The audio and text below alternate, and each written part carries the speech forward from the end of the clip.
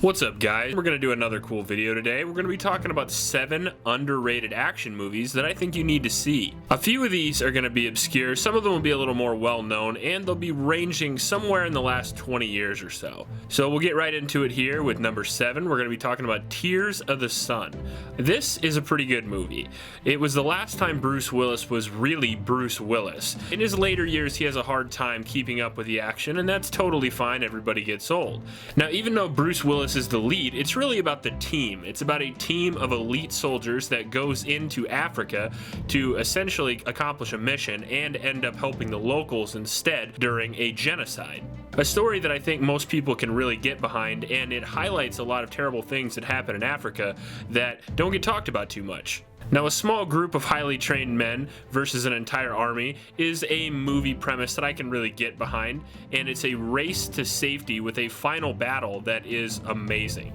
The gunplay in the movie and the action itself is just really, really awesome. It's not one of those feel-good action movies. There are real stakes, and not everybody gets out alive, so if you haven't seen it, feel free to check it out. At number 6, we're going to be talking about The Hunted. I love this movie. I have to admit, I'm a sucker for Tommy Lee Jones, and another great movie that most people overlook. It's about an elite soldier, Benicio del Toro, who goes off the rails after being betrayed by the CIA. A knife from the inside of his arm here, sever all the connective tissue, pulling his finger away from the trigger, and at the same time coming around his left shoulder, grab this strap, choke him now. And the guy who trained him, Jones, has to help the police catch him. So it's basically a chase movie with a lot of really good hand-to-hand combat mixed in. There's a lot of real emotion and drama as well, as you get a real father and son vibe from these two. The knife fighting aspect brings a real unique feel that you don't get with your average gun or sword scene, and the Pacific Coast backdrop gives the movie a beautiful sense of isolation. Number 5, one of my favorite movies of the 90s, Payback. Now, I know Mel Gibson isn't too popular these days, and that's for good reason, but that doesn't mean he didn't make great movies a couple of years ago. And this is one of those. You notice anything about those guys, Val? They look nasty. They weren't wearing their seatbelts. It's a crime drama slash action movie about a bank robber, well, robber of some type, who gets betrayed by the people he trusts and has to work really hard to get his life back. Mel is charismatic and great in the lead as usual. He has a great sense of humor with a no-compromise attitude that has a tendency to get him in trouble in the movie. It's set in modern times, but the color, dialogue, and backdrop takes you back to the gangster movies of old. It's a really great feel and style. It's kind of a new take on an old premise that has enough style and humor to make it more than worth watching. Number 4, The Rundown. This is just a fun movie. It's a real passing the torch throwback to action movies of the 80s and 90s.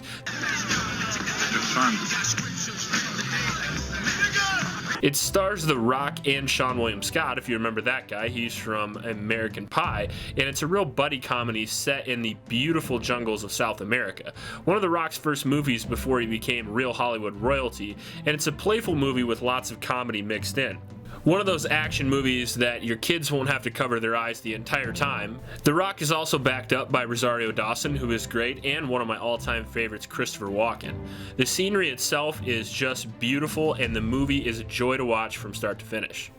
Number 3, The Way of the Gun. Now we're getting into the good stuff. Another movie that I tell my friends about all the time. It stars Ryan Phillippe and Benicio del Toro.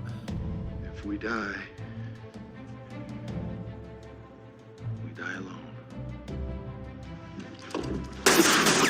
Before they were both household names, and the supporting cast has lots of people as well: Juliette Lewis, Taye Diggs, and the great James Caan. It's a really gritty action drama about 2 modern-day gunslingers that are living off the grid any way they can. If you like old Western movies and you're looking for a new spin, this is the movie for you. There are no good guys in this movie, just slightly better villains. The 2 leads find themselves on the run after a kidnapping gone slightly awry. In classic gunslinger fashion, they find themselves in an abandoned Mexican town for one last great showdown. The movie has some amazing action, really realistic gunplay, and some amazing tactics that make you want to watch it over and over again. It's also pretty funny. Number 2, 13 Assassins. This movie was on Netflix for quite a while, so if you have that, it's pretty easy to watch. And it's a movie that I think most of you probably haven't heard of, and it's a shame. One of the better films on this list for sure, that's why it made number 2. It's a classic tale about a band of ragtag men who have decided that enough is enough when it comes to an oppressive ruler that does whatever he wants and is completely out of control.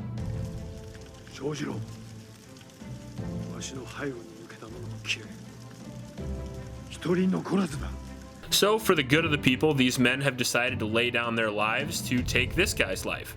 And what takes place after that is a final battle that is easily one of the best in movie history. Yeah!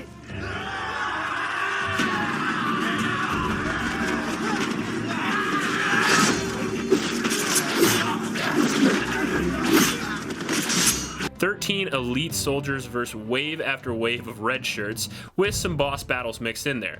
Very, very bloody and gritty action with tons of sword fighting, some spear fighting, bows, traps, and lots of screaming. 13 Assassins is a must-see if you're into sword and sandal movies like I am, because it has some of the best action scenes of any movie of its type. And number 1, Dredd.